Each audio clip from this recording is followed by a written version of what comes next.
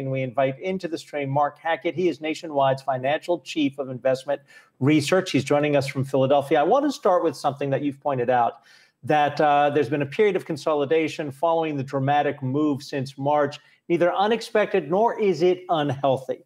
So the sell-off that we've seen the past couple of days, you don't consider that unhealthy? Is that simply because tech stocks might have been overvalued?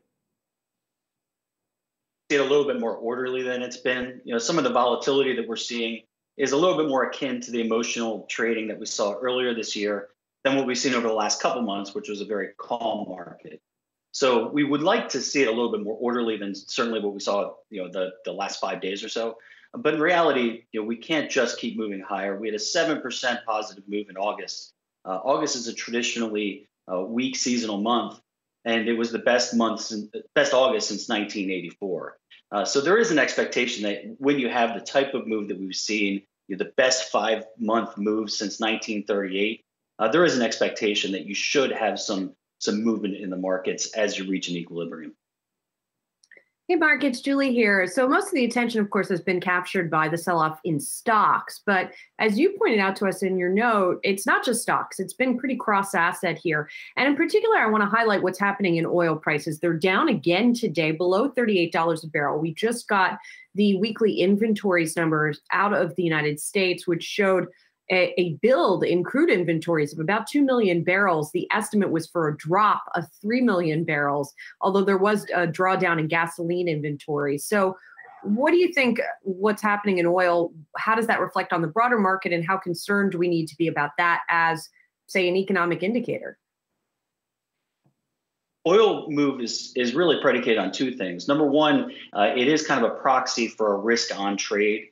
And the fact that the markets have been rocky over the last couple of days generally would hurt oil prices as well, as we've seen. But as you also mentioned, this is kind of an indication that the global economy isn't quite out of the woods yet. There's some of the high frequency data that we've seen is a little choppy, but also as you mentioned in your last segment, unemployment claims have not moved exactly the way we would want them to be. So keep your eyes on oil, keep your eyes on the dollar. And also keep your eyes on rates. It's not just about equity prices to try and get an indication of the sentiment of investors.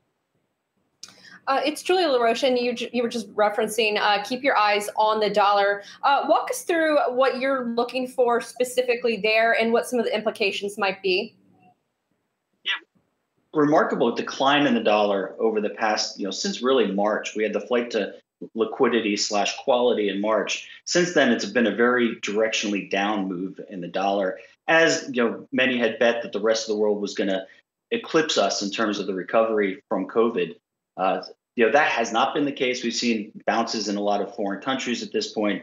So I think what we're seeing is a stabilization in the dollar. But really, we have to keep our eyes on that because that does have large implications for the S&P 500 earnings. Which we think is absolutely critical moving into next year, that we get some sort of stabilization and improvement. The dollar has an impact on earnings for two reasons. One is the translation, but also the competitive nature of our companies is improved with a weaker dollar. So I think part of the market's underpinnings has been driven by a declining dollar over the past several months. We'll see what happens as we've seemed to have bottomed and are at a multi-month high at this point. Mark, we're seeing mortgage rates at historic lows. 30-year fixed today, I believe, on average, is down for a conforming loan to 2.8%. 15-year is down around, in some places, 2.4%. Yet we're also seeing this dramatic drop, at least in New York City, in apartment rentals. So put this into context, because is everybody benefiting from these low rates, or is this people with jobs and people who have money are making out and people who are on the edge are getting left behind? That's the case. Part of this is the natural churn that we would expect, given the lockdown that we've seen. New York is seeing losses, San Francisco is seeing losses, but North Jersey and Florida and Georgia have been a beneficiary of that. If you look at the country as a whole, one of the clearly positive areas is housing.